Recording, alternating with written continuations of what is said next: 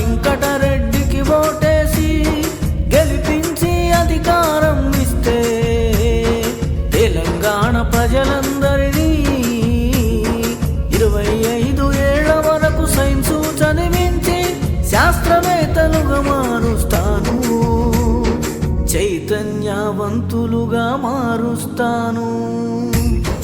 ఇప్పటి వరకు ఈ భూమి మీద ఎన్నో భయంకరమైన యుద్ధాలు జరిగాయి.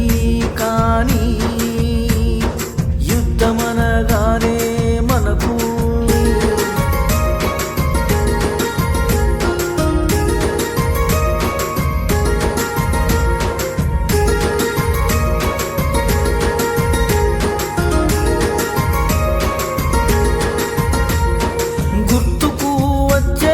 ప్రపంచ యుద్ధం 1 మరియు 2, అందులోను మరీ ముఖ్యంగా రెండవ ప్రపంచ యుద్ధం.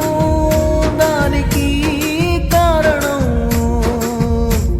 ఆ యుద్ధంలో హీరోషిమా నాగసాకి మీద ప్రయోగించిన అటామిక్ బాంబ్స్ ప్రపంచ చరిత్రలోనే అత్యంత విషాదకరమైన సంఘటనలలో ఇది ఒకటి.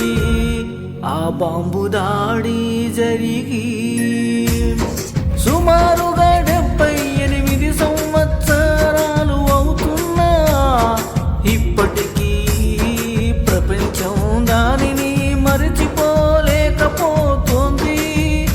అంటే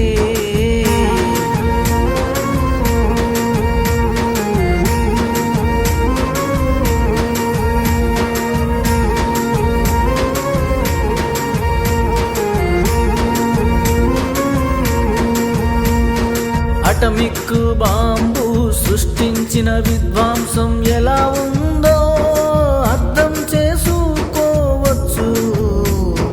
అంత భయంకరమైన అటమిక్ బాంబుని అమెరికా ఎందుకు జపాన్ మీద ప్రయోగించింది?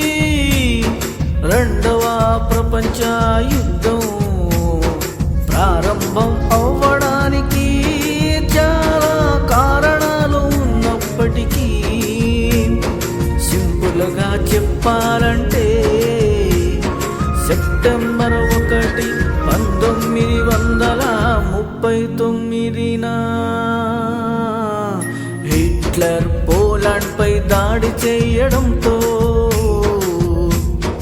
రెండవ ప్రపంచ యుద్ధం ప్రారంభమైంది.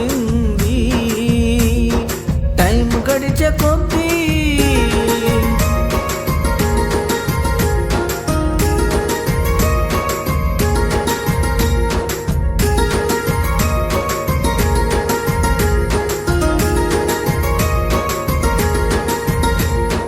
ఒక్కొక్క దేశం ఈ రెండవ ప్రపంచ యుద్ధంలో పాల్గొనడం ప్రారంభించాయి. అలా జపాన్ కూడా జర్మనీకి అండగా ఉండేది. అప్పటికి అమెరికా ఇంకా రెండవ ప్రపంచ యుద్ధంలో పాల్గొనలేదు.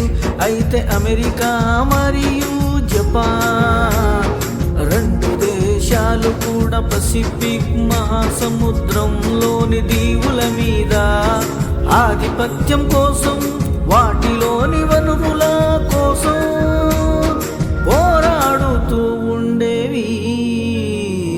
దాదాపు 1920 నుండే అమెరికాకి జపాన్కి మధ్య ఆధిపత్య పోరు సాగుతూనే ఉండేది.